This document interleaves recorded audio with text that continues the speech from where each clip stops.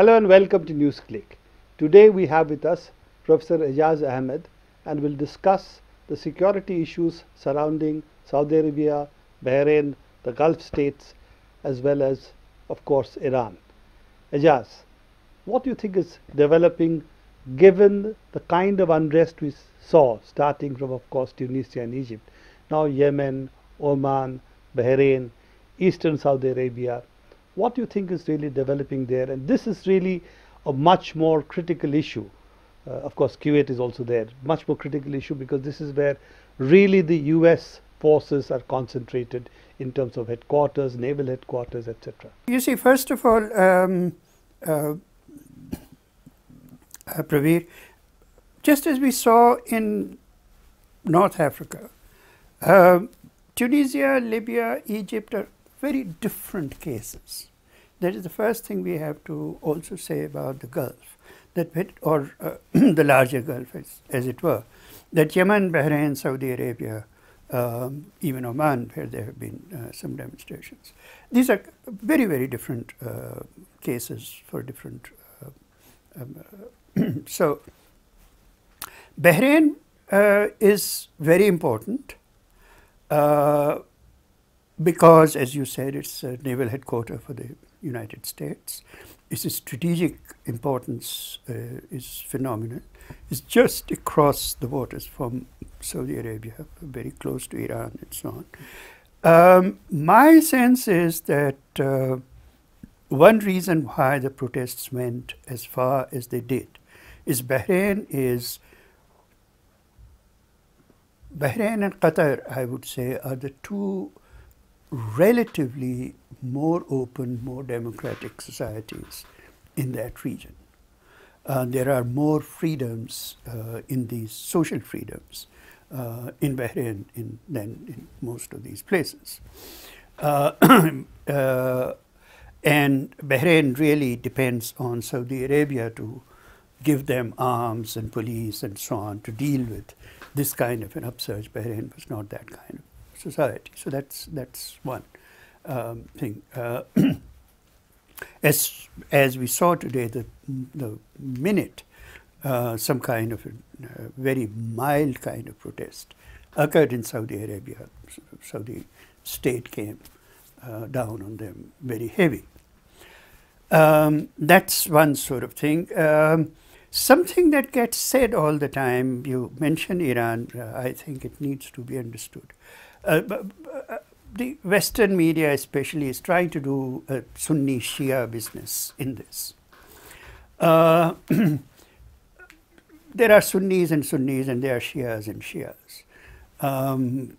Yes, Saudi Arabia is Sunni, but it's Wahhabi. Much of the Sunni world is not Wahhabi.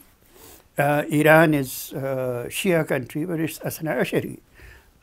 These other states where you have lots of Shias are not Hasna Ashari. They don't have Ayatollahs. They have a very different kind of Shias. Their self-consciousness is first of all as Arabs, and then Shia, that. So some idea that Iran is somehow masterminding any of this is simply not true.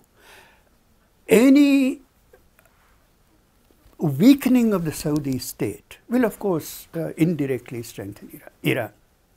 It's certainly true. That among the Shia there is a kind of sympathy for Iran. That Iran made an anti-monarchical revolution. There is great sympathy for that among lots of poor people across the region.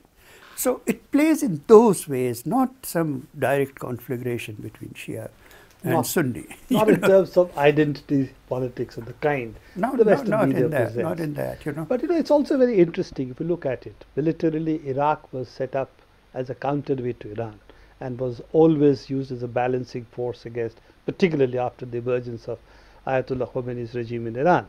Now, Iraq has been knocked out, totally knocked out. When they want a government in Iraq, they have to actually go and sit in Tehran to be able to form a government which is still under American protection. America is going to go by the end of this year. At least its presence is going to militarily weaken if it doesn't go, and I don't think it will go in that sense. So in overall terms, if the Saudi regime weakens, then it is indirectly, as you said, a benefit for Iran, and that is, there is no counterweight to Iran in the region then. If it weakens, you know, I should perhaps be categorized as some sort of a pessimist or something. It's not very clear to me that the Americans are going to be weakened all that much by the end of this year.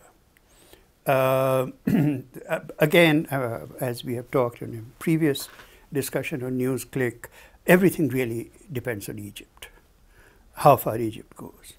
I don't think Saudi Arabia is going to be weakened. I don't think there's going to be a major uprising in Saudi Arabia. There are ways in which they can handle Bahrain, a country like that. The real problem in that region is the Yemen, for the Americans and for the Saudis, which has very limited amount of oil, which is mostly in the south. Those problems are much more intractable, and there is a much bigger anti-Saudi, anti-American sentiment in the Yemen. And Yemen is a major country. It's not a wealthy country, but it's a large country. In terms of numbers, it's a much bigger country. Much bigger country. It is a country which has once had half of it has had a socialist government in the past. It has a working class of hundreds of thousands of people who have worked in Saudi Arabia as oil workers.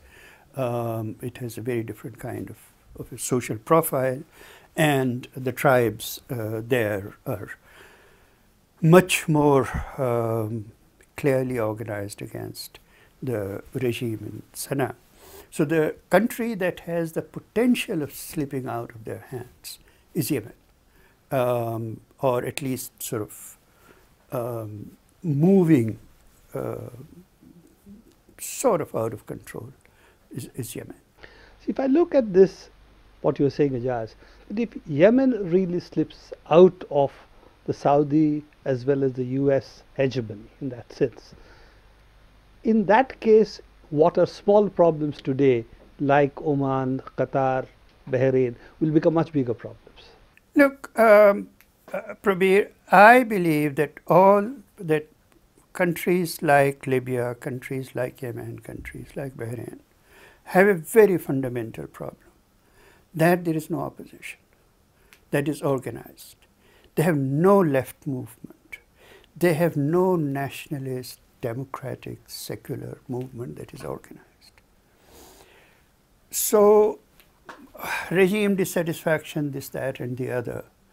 Fine, if this regime goes, some other contraption comes in, maybe it'll be a little less control from Saudi Arabia than this one.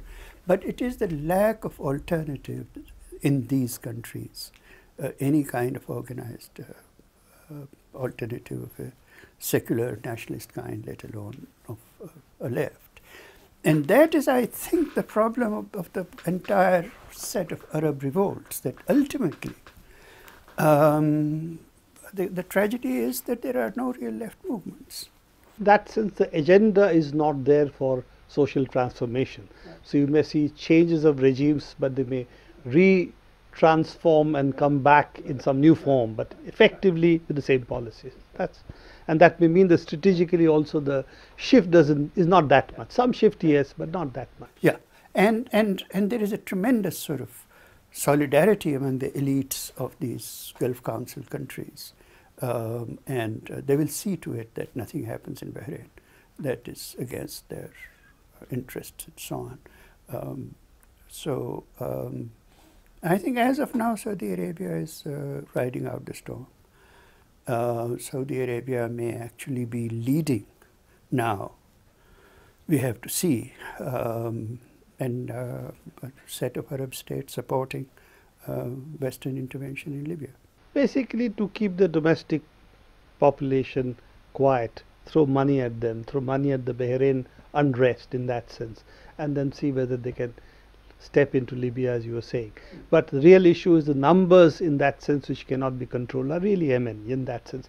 And of course, Egypt is the long-term issue. If something comes up in Egypt which moves differently, then it changes the whole equation in West Asia. You see, in Bahrain, because it's a very prosperous country otherwise, and socially quite open, you see that, all they're asking for is a constitutional monarchy. And what that means is that the upper house of the parliament, which is as of now nominated by the king, should be open for elections. Now, right now, what happens in Bahrain is that Bahrain calls itself a democracy because there are elections for the lower house. But the lower house can't move without the upper house, and the upper house is nominated by the monarchy. So essentially, actually, unlike North African countries, the demands even in Bahrain are very limited kind of democratization. Also more participation in the army and the That's right. government. Yeah, jobs, this, that. And army is very clear. For the They're Shia. openly supposed to admit the Shias and others into the army, but they have said privately, and they're saying it privately clearly, no. So that is a formal issue that is there. Yeah. But in actual terms, it is an exclusion. Right. There's a great deal of dissatisfaction in Bahrain giving a citizenship to a lot of people imported in from Balochistan, from elsewhere in Pakistan, Sunnis from elsewhere, and so on. The professional people come and do protect the state and so on. So there's a lot of dissatisfaction of that kind. But the country, I think, the only country where really serious fundamental change might come is Tunisia still. Tunisia, because there is a lot more happening still over there than any of the other places. And it's interesting because the pressure they've kept up on the old regime figures, getting rid of them. And their demands are much more fundamental, even much more fundamental than Egypt. As we discussed, it's also because once upon a time Tunisia had a very, very vibrant trade union movement. It still continues. They still have the most vibrant trade union movement in the entire regime. And it's playing a very strong role in all this. Sure. So what you were saying is that for future directions, Tunisia is the country to watch. Right. But the maximum impact would be Egypt, and perhaps after that Egypt will be decisive. Unless Egypt transforms fundamentally, there is no fundamental threat to Saudi power. In West Asia.